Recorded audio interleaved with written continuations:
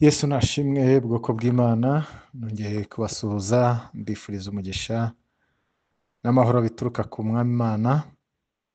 Uyu ni wa mwanya mwiza w'ikiganiro witinya, nubwo hari byinshi bidutera gutinya mu isi, ariko Yesu yaravuze ngo nimuhumure nanesheje isi. Uyu munsi rero tugiye kongera kurebera hamwe amagambo y'Imana dusanga mu gitabo cy'Itangiriro, igice cyaho cya gatatu. Turahera ku murongo wa mbere tugeze ku murongo wa 14.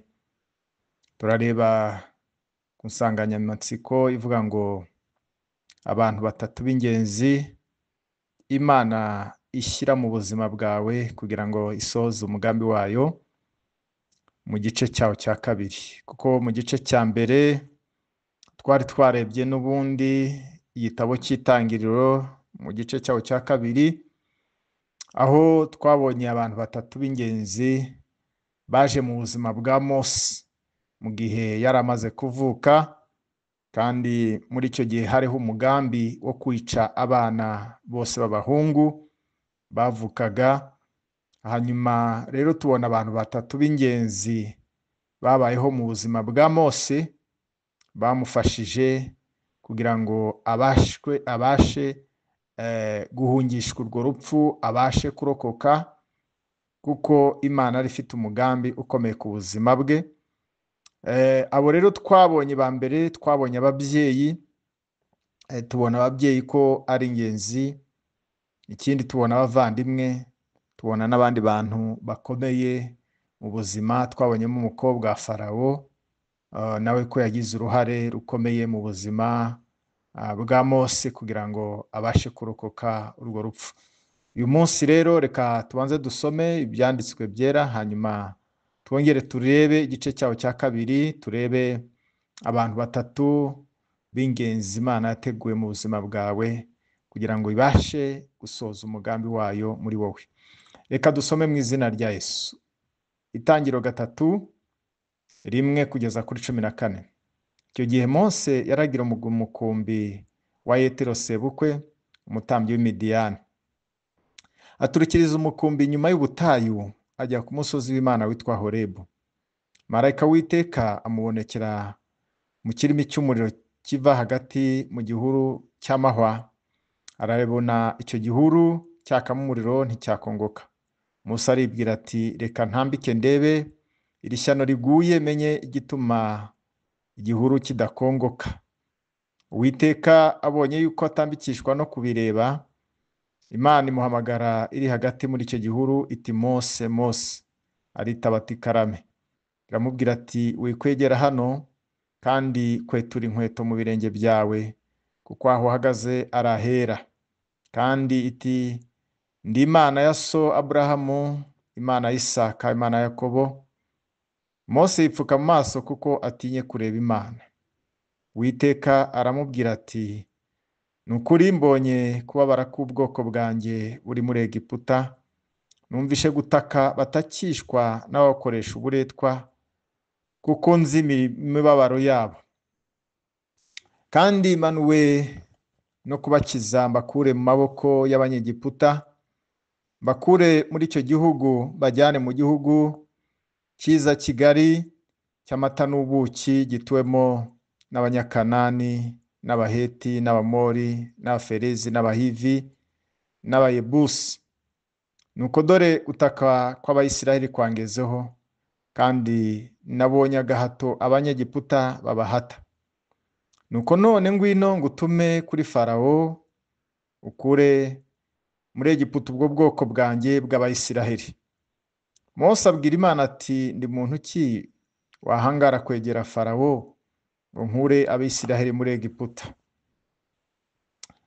Iramusubiza iti, ukuri nzabana nawe, bizakubera ikimenyetso cy'uko ari jye ugutumye, nuko uzakura ubwo bwoko muri Egiputa, mugakorera Imana kuri uyu musozi. Mose abaza Imana ati, ningera ku Bisiraheli nkababwira nti Imana ya ba sekuruza banyu yabantumyeho, bakambaza bati yitwa nde? Nzabasubiza iki? Imana isubiza Mose iti ndi uwo ndi we, kandi iti abe ariko uzabwira Abisiraheli uti ndiho yabantumyeho. Amen. Aha rero tubonye amagambo y'Imana, kandi tubonye yuko cyari igihe cy'uburetwa, cyari igihe cy'umubabaro, cyari igihe cy'agahinda, cyari igihe cy'umuborogo ku Bayisiraheli barimo bakoreshwa uburetwa cyane mu gihugu cya Egiputa, kandi uburetwa bari bamazemo igihe kinini, ngo barataka batakira Imana kugira ngo ibatabare. Kubw'umugambi wayo yari yarateguye na mbere hose, Imana yongera gusanga Mose. Mose nawe wari mu buhungiro, yari yarahunze muri Egiputa kuko yahunze Farawo, aba mu gihugu cy'Imidiyane, ahantu yari amaze igihe kinini, imyaka igera kuri 40, ariko nubwo byasaga naho amaze igihe kirekire, Imana ntabwo yari yaribagiye umugambi wayo n'icyo yamuhamagariye gukora. Rero hari igihe umuntu abona ubuzima bwe busa n'uburi mu rungabangabo, ibyo yifuza ko bigenda nuko yabyifuzaga bikagenda bimunanira. Rero ibyo yageragezaga byose ntibigire umusaruro, ndetse no gusenga rimwe na rimwe bikamubera nk'aho bitamushobokeye, akagira intege nke. Ariko nubwo waba uri muri ubwo buzima, ntivuze ko Imana yagutereranye. Imana ntigeze igutera umugongo. Imana iracyafite umugambi ku buzima bwawe, kuko Imana igira umugambi ukomeye kuri buri muntu wese, kandi igira uburyo dusangiza abantu b'ingenzi bagomba kudufasha kugera ku mugambi wayo. Nk'uko rero tubibonye muri iki gice cya 3 cyo Kuva, dusanzemo iyi nkuru ya Mose. Imana yamuhamagariye mu gihuru cyakamo umuriro, akabona ntigikongoka. Imana imuhamagarira kujya kureba Abayisiraheli bari mu gihugu cya Egiputa. Muri urwo rugendo rero, Imana ikoresha abantu batandukanye kugira ngo umugambi wayo usohore. Uyu munsi rero tugiye kureba abantu 3 b'ingenzi Imana ishobora kohereza mu buzima bwawe kugira ngo isoze umugambi wayo wihariye. Umuntu wa mbere ni umuntu ugutegurira ubutumwa, umuntu ugutegurira inzira. Aha turabona Mose yari umworozi, ariko yiteguye no kuba umuntu wavuga ijambo ry'Imana. Mu gice cy'inkuru ya Mose tumusanga ari umworozi w'inka za sebukwe Yetiro mu butayu. Mose yari yavuye mu nzu y'ibwami, aho yari yahunze avuye muri Egiputa, ubwo yari amaze kwica umunyegiputa. None tumusanga mu butayu, mu buzima busa naho budasobanutse, butandukanye cyane n'umugambi w'Imana yamuhamagariye, kuko hari igihe wisanga mu buzima, wisanga mu mibereho itandukanye cyane n'Imana irimo ivuga ku buzima bwawe. Urebye Mose mu butayu, urebye Mose kwa Yetiro, urebye Mose muri iki gihe, ukagereranya n'umugambi w'Imana yari yavuze n'icyo yamuvugagaho, usanga ari ibintu bihabanye. Wakwibaza ngo ese Imana yampamagaye? Ese Imana yavuganye nanjye? Ese Imana yampaye amasezerano? Ese Imana yambwiye ko nzakora ibi? None ko ndi mu buzima, ndi mu mibereho itandukanye n'Imana irimo ivuga mu buzima bwanjye. Uku niko Mose yari ameze. Yari atandukanye n'Imana yavugaga uyu mwanya, kuko Abayisiraheli yari abasize muri Egiputa, amara imyaka 4 mu butayu kwa Yetiro, mu bantu atazi, badahuje ubwoko, atigeze amenya. Ariko Imana ntijya yibagirwa umugambi wayo, hari impamvu yabyo. Hari abantu rero Imana izohereza mu buzima bwawe mu gihe gikwiriye. abo bantu mu buzima bwawe mu gihe gikwiriye bakagufasha gutera cyangwa se gutegura umutima wawe kugira ngo wongere kwakira ubutumwa bw'Imana. Iki ni igihe umuntu anyuramo agakomereka, ni igihe umuntu asa naho yibagiwe n'iby'Imana avuganye nayo, akibaza yuko umugambi w'Imana utagisohoye. Rero ibyo bihe ni ibihe bishengagura umutima. Rero hari igihe Imana ikoherezaho abantu kugira ngo bongere babomore umutima wawe. Rero abo bantu bashobora kuba nk'abigisha, ashobora kuba ari inshuti zawe za hafi, ashobora kuba ari ababyeyi bawe cyangwa se abayobozi bawe. Aha rero turabona Yetiro sebukwe wa Mose yari uwo muntu, yamuhaye akazi, yamwubahaga kandi yamufashije kwihanganira ubuzima bwo mu butayu imyaka 40 yose. Rero uyu ni umuntu Imana izana mu buzima bwawe. Yetiro yabaye umuntu wafashe Mose arimo arorongotana, atazi yajya atavi yajya, aramwihanganira, aramufasha. Rero hari umuntu Imana iguha wo kuguhisha mu bihe bikomeye by'ubuzima, mu mibereho, mu gihe udafite usa naho wataye icyerekezo, mu gihe usa nta wundi muntu ufite, nta wundi muntu kwitayeho, ikakuzanira umuntu usa naho utamenye yaturutse. Niko byagenze kuri Mose, kandi yaramufashije cyane, amuba hafi, aramwihanganira, aramukomeza imyaka 40. Witekereza atari kumwe, atazi amakuru y'abantu b'iwabo, atazi amakuru y'ababyeyi be, atazi ibindi, ariko muri uwo mwanya amufasha kuba muri ibyo bihe bikomeye. Rero Imana igikuzanira umuntu wo kugukomeza, wo kukuba hafi, wo kugutera imbaraga mu bihe bikomeye. Umuntu ukwereka Imana mu buryo bushya, uyu ni uwa kabiri. Uburyo bushya, kukwereka Imana mu buryo bushya. Hari igihe wigeze kumenya Imana, ariko bigeze aho bisa naho unamutse bitewe n'ibihe, ibihe by'ubuzima. Hari ibihe by'ubuzima abantu banyuramo, bikabanamura, hanyuma ariko Imana ikongera kukuzanira umuntu wongera kukwereka Imana mu buryo bushya. Imana yishure Mose mu gihuru cyaka umuriro, ariko nticyakongoka. Iki gihe Mose yari mu mukumbi wa sebukwe Yetiro, yaragiye mu butayu, agera ku musozi witwa Horebu, ahitwa ku musozi w'Imana. Niho Imana yamwihishuriye muri iki gihuru cyaka umuriro, maze imuhamagarira muri icyo gihuru, imuhamagara mu izina, kandi imuha inshingano, yongera kumutuma kujya gutabara ubwoko bwayo. Muri ubu buzima Imana ikoresha abantu batandukanye kugira ngo ihishure umugambi wayo ku buzima bwawe.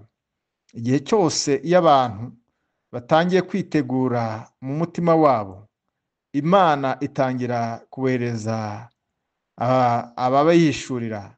Abantu bashobora kuba abavugabutumwa, abantu bashobora kuba abahanuzi, cyangwa se inshuti zisanzwe ariko zifite isano n'ubuzima bwa gikristo. Siko bose bavuga ibintu bishya, ahubwo bavuga iby'Imana yashyize mu mitima yabo, kugeza ku gihe nawe ibyo bintu basha kubyakira. Uyu muntu rero ashobora kuba umuntu muzaganira akakubwira ijambo rituma wumva Imana iri kuvugana nawe, kandi ukumva ibyo avuga bijyanye n'uko wumva Imana.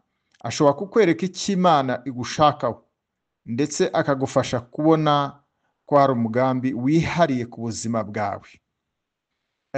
Murabona Imana ihamagara Mose muri iki gihuru cyaka umuriro. Imana yamuvuze mu izina, Imana itangira kumubwira ngo kwitura inkweto zawe. Atangiye kumva iryo jwi, atangiye no kubona ibyo, yamenye kandi asobanukirwa ko Imana koko irimo ivugana nawe. yari amaze igihe kinini atumva Imana, yari amaze igihe kinini imyaka 40 atakibuka ubwoko bw'iwabo aho buri, yari amaze igihe kinini atumva yuko yasubira muri Egiputa, ariko Imana yongera kuvugana nawe, Imana yongera kumwihishurira, Imana yongera kumuha ishyaka, yongera kumutera imbaraga, yongera kumutera umwete. Rero hari umuntu uzaza kugutera umwete, hari umuntu uzaza kugutera imbaraga, hari umuntu uzaza kugushyiramo ishyaka yo kongera gukorera Imana, yo kongera guhagara mu mugambi w'Imana, kukwibutsa, akakwibutsa umugambi w'Imana ku buzima bwawe ni uwuhe.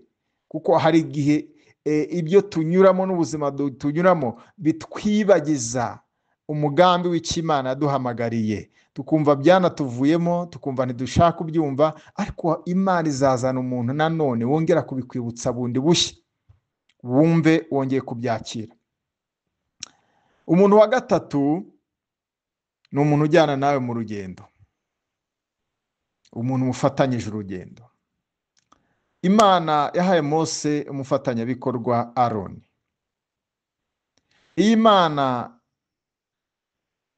itangiye gutanga umurimo ukomeye, ntabwo igisiga cyangwa se ngo yemere ko ugenda wenyine. Mose amaze kumva iby'Imana imushakaho, yagize ubwoba n'impungenge, ariko Imana ntiyamuretse. Yaramubwiye iti, Aroni mwene so, umutambyi, nzi ko avugira mu ruhame, azi kuvuga cyane, kandi nzi ko ibyo azavuga bikomeye.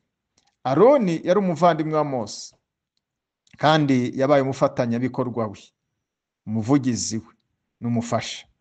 Imana yohereza abantu b'ingenzi bo kugufasha mu rugendo. Abo bantu bazaba nk'abasengera hamwe nawe, baguhuze n'abandi, cyangwa bagufasha gukora ibyo ufitemo intege nke. Abo bantu kandi baba nk'abanyetorero, mukorera hamwe, inshuti wenda se za gakondo zaho ukomoka, cyangwa se abavandimwe bufitiye icyizere. Baba bafite umugambi wo gufasha ishurirwa cyangwa se umuhamagaro ukurimo mu bikorwa by'ijambo ry'Imana, iby'Imana cyangwa se iyerekwa Imana yashyize mu buzima bwawe. Rero hari ibintu bitatu navuga by'ingenzi, cyangwa se abantu batatu b'ingenzi. Ni umuntu utegura inzira, agutera intambwe, agatera intambwe za mbere zo kwigira no kwitonda, kuko nta mugambi w'Imana ushobora ku muntu utemera kwigishwa no gutegurwa. Rero nk'uko twabibonye muri ibi byose, hari abantu witegura, ariko kandi ugomba kwitegurira ko Imana izakohereza. Uwa mbere ni umwigisha cyangwa se umutoza. Ni umuntu kwigisha, kwicisha bugufi, kwizera no gutegura umutima wawe. Uwo ni wo muntu Imana izakohereza mu buzima bwawe. Twabonye Yetiro yari uyu muntu.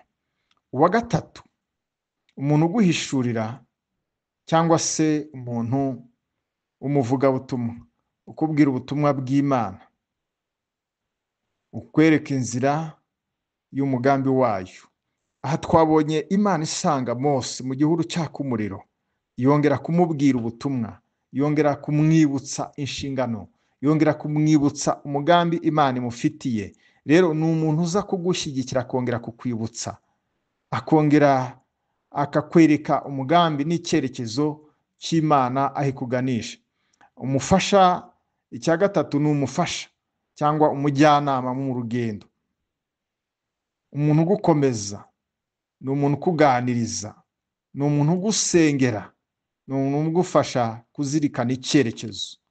Uyu ni umuntu ubana nawe muri byose. Twabonye Aroni yari umufasha wa Mose, rero ni umuntu wagombaga kugendana nawe kuko Mose yumvaga yuko hari ibyo adashoboye. Mose ntiyari azi kuvuga, yavugaga dedemanga, ariko Aroni yari azi kuvuga. Rero hari umuntu Imana iguha mu ntege nke zawe kugira ngo agufashe akuzamure, akuzamure aho ufite intege nkeya. Rero abo bantu twabonye batatu b'ingenzi mu buzima bwawe ni abantu Imana igomba kandi ijya yohereza kugira ngo bagushyigikire, kugira ngo usoze umugambi w'Imana.